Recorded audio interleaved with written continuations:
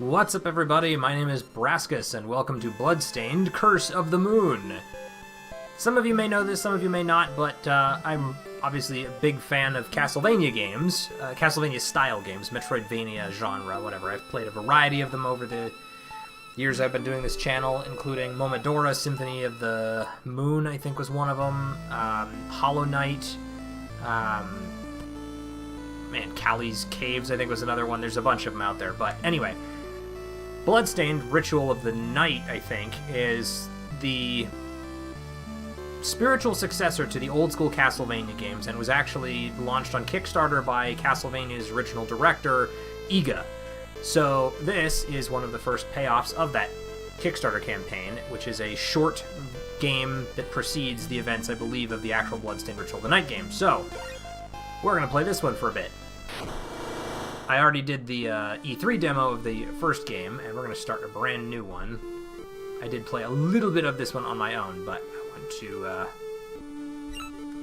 do this again. Fresh for you guys. I just wanted to make sure that I knew how it ran.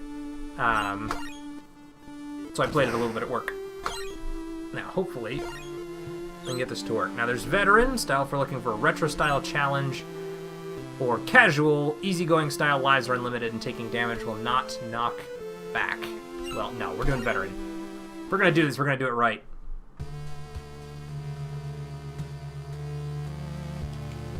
So, there was a man who had been given the moon's curse by demons. I'm going to speed this up a bit.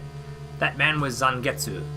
Wrapped in crimson garb with eyes like fire, he relentlessly pursued the demons who cursed him. As he journeyed from one pit of darkness to another, he would stop at nothing until he struck down every last demon in his path. One night, he sensed the looming presence of a great demon. He swore to eradicate all demons, no matter how much of a threat they posed. Bathed in moonlight, he cried out as he drew his sword, which consumed the darkness from within its wretched steel. On that night, either the demons or the moon itself would feel the wrath of his blade.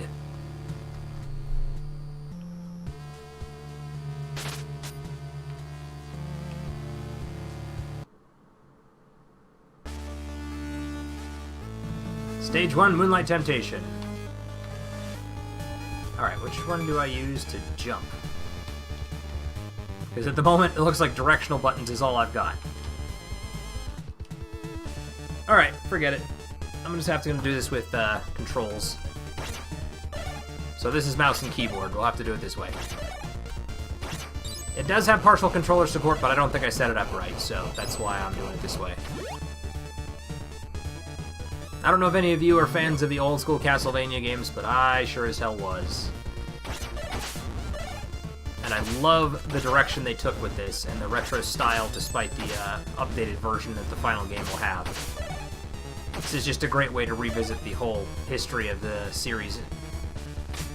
Although I shouldn't really call it part of the series, because it's really not, but I love it all the same. Oh, crap. There we go. No, you don't. Okay. Wow. Oop, more money. Which I'm guessing is mostly points. I don't think you actually spend it on anything in this game. Oh, no. Go back. Get that. And now we have access to a sub-weapon.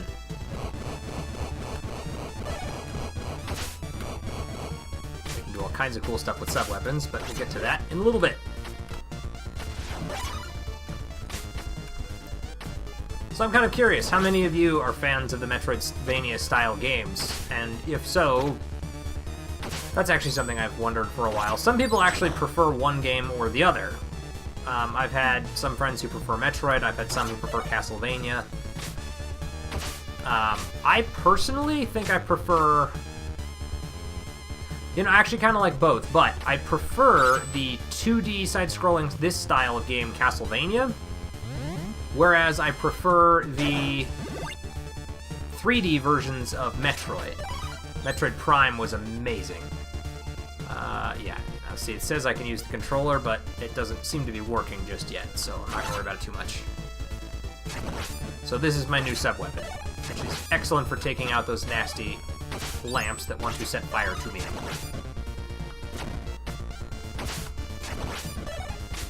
There we we go. More money. And of the Castlevania games that I've played... Symphony of the Night is by far, in my opinion, the best. That's like the gold standard of what the Castlevania games should be. Not to say that there aren't also other good ones, but those are like the best of the best to me. Or that one is best of the best to me. Okay, just gonna get past it there. I've also played Order of Ecclesia, which was a DS version that I really liked. Ow. Thought I could get him before he got jumped down. That one was really good, as was the... It wasn't quite the same. You didn't get the same exploration out of it, but I think it was Lords of Shadow Mirror of Fate was a really solid one as well.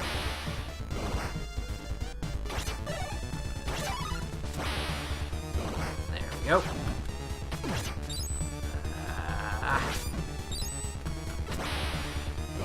There we go.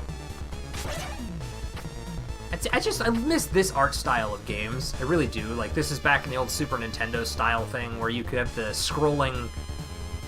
You can see the backgrounds, and they're all scrolling at different rates to give you the impression that you're moving along on top of a train really fast, and there's just something about that art style that I find totally charming.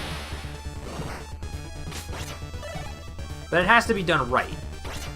You don't, I mean, with all of the, like, looking at this with the sprites, the work they put into designing the trees and the character models, it makes it so much better.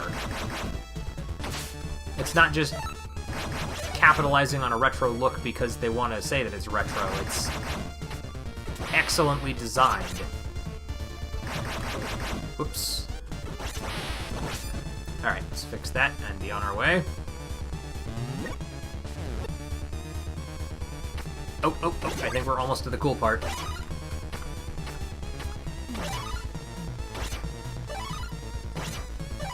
Gimme, gimme, gimme.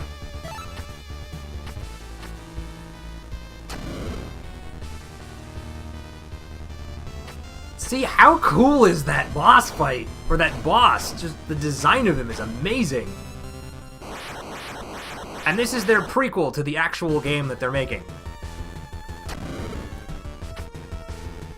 Okay, I think it was like 1, 2, 3, and then back up onto his fingers to hit him a few more times. 4 is about as good as you can get, though, before he actually hits you. Oh, forgot he did that. You gotta watch out for all this nonsense. And then be ready to get back up top here. Bring it on, ugly.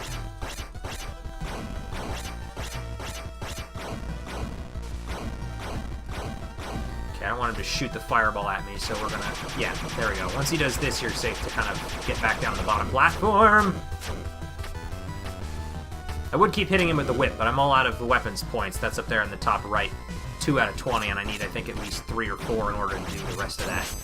Got him!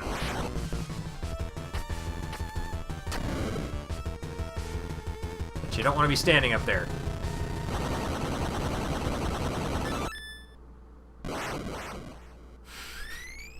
Melted his own face clean off.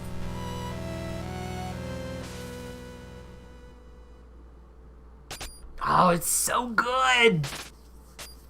This is so cool! I'm gonna be nerding out really hard on that one, guys.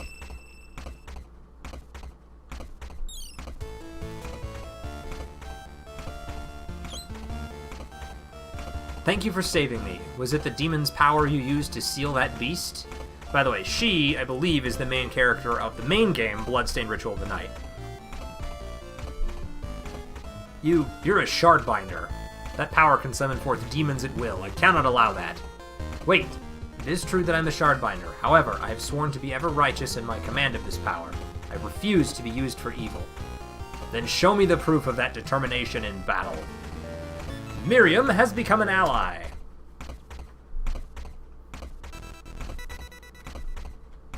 And now they give you the ability to switch back and forth between characters. And she's got some fun stuff that you can do now too. So she can slash with her whip, she jumps higher, and she's got a slide. Which is really handy. And there's your game map.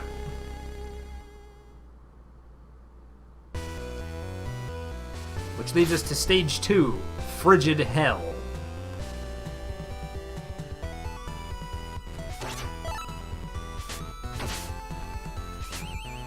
I don't even know what those are, but they're awesome.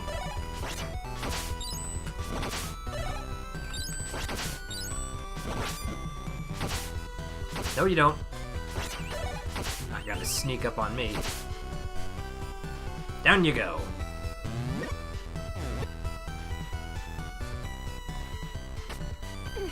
Ow. What a jerk. There we go.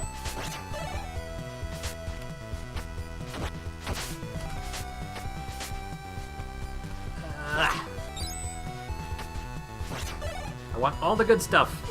Oops. Ah, I can get right behind him apparently. That works. Ow. Okay, I gotta be careful now or I'm gonna get myself killed. So I think what I need to do next is probably switch characters. We'll play with him and we'll switch back to her when we find some healing items. That way I can get her back up to full. Which is another really nice thing that they've done, where they allow you to switch back and forth. See, there you go. So I actually don't want to go that way just yet. I want to see what's down here. The skeleton guys will guide you the correct way to go, but I'm curious. Oh. Ow. Okay, I feel like she's the right answer here, because ow, she's got longer range. Why did I want to come down here again? Well, there's a good answer.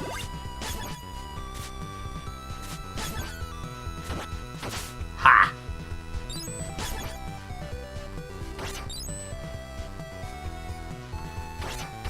Alley-oop. Keep the whip for now. I think the whip is probably a little better for what I'm doing here.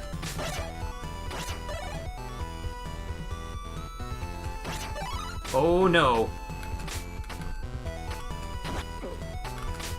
Oh god. Suddenly I immediately regret having done this. The Medusa enemies were always some of the worst ones to deal with in any of the Castlevania games. God, I'm lucky. Nope, screwed it up. Fell down and died. And now it'll switch back to her and continue on from this point.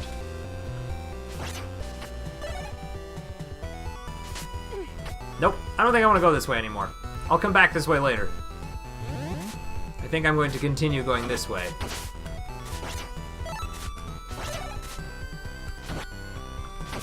We'll continue to look for, well, I guess healing items won't do me a whole lot of good now because I can't switch back to my demon hunter dude, but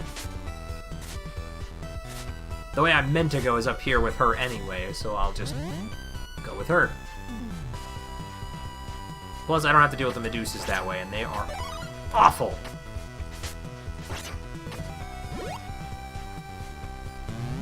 Sweet.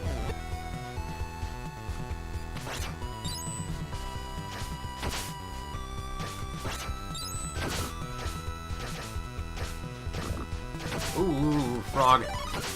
Big, nasty, ugly frog. Okay. Man, I wish I could change the other character. Just get his health all back up.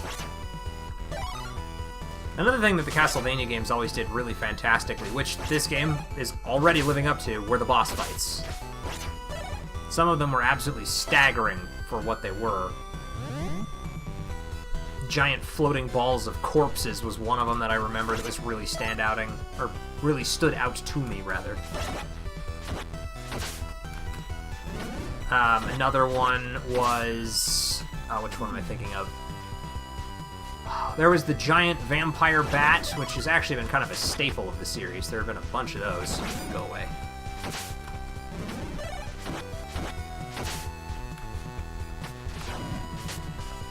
Don't like you. There we go. And there were so many of them, honestly. There was just in Castlevania Symphony of the Night. I mean, because that one too, for those of you who haven't played, you explored the entire place, and then as soon as you'd finished exploring the entire world and beating every boss that was up there, the castle flipped upside down. You had to explore the entire map again, just 180 degrees rotated. So you had to basically work your way up to the bottom of the castle. And it was absolutely amazing. Yeah, I think that's definitely the way to deal with them. Just knife them.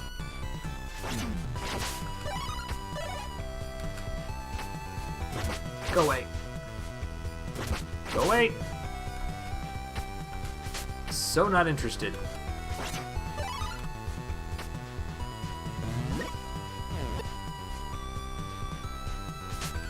Oh, okay, I remember... Ooh, what the hell is that? I don't know, but I can't wait to find out. I don't need to get bow and arrowed. Oh, I can stop those? That's fantastic. She's amazing for dealing with them, then.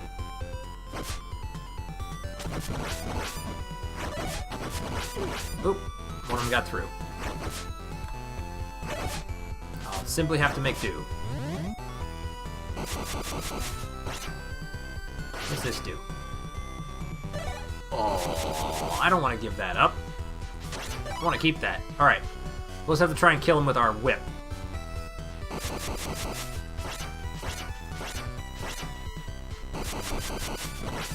There we go. That wasn't too bad. I don't actually know what that does, but I'm glad to have it anyway. Maybe it increases my weapon amounts or something. I don't know. Just get up top and then take him out. There we go. I think I'm coming up to the boss fight for the second area. And I'm very afraid of what that means. Oh, right, I don't have the knives anymore. There we go. Ah, shoot. Didn't mean to do that. Oh well, too late now. Yep, here's the boss fight. I tried this one on lunch, but he stomped me pretty good. I haven't figured out how to fight this one.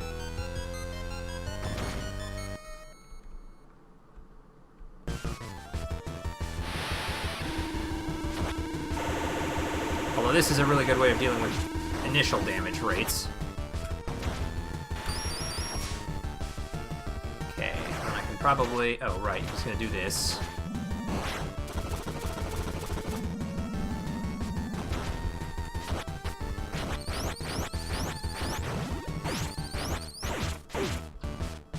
Oh, jeez. Okay. Now I think I'm all out of, knives, sadly. Okay, but he should do his whole... At least I'm waiting for him to do his whole, like, beam attack thing again. Is that what we're getting ready to do? There it is. Okay. Wait, did I get him? Is he dead? Or are we doing, like, a phase 2 thing now? Oh! Nope, I got him. He's dead. That went way better than it did on lunch. I lost like 4 lives to him on lunch. Sweet. And now he's back. Oh, with her. Another story moment, I guess. Wait, who are you? Are there more than just those 2 characters? That I would be defeated by a demon. I have been thoroughly humiliated. I am Alfred, an alchemist. Alchemist, you use demons to fulfill your worldly desires. Every achievement requires a fair exchange. Even using demons is sometimes necessary. You have your own goals, correct? My power may be of use to even you. Your existence is unsettling to me, but your skills are not without value. I'll leave your head where it is for now. And Alfred has become an ally. Well, what the hell can Alfred do? Let's see, new allies. No one is without strengths and weaknesses. If I make good use of my allies, I can traverse seemingly impassable terrain. Whenever I reach crossroads, shortest path without fail. Follow the remains of the adventures if I get lost. Yeah, okay, all this stuff we already know. It's exactly the same that was on the last plaque. Buster Rod. Use alchemy. Okay. So he's got that. Huh. That's like all he has. He just must have a really awesome... It says use alchemy with the other button, but I guess I don't have it yet. I'm not sure why he's not able to do it. Oh well.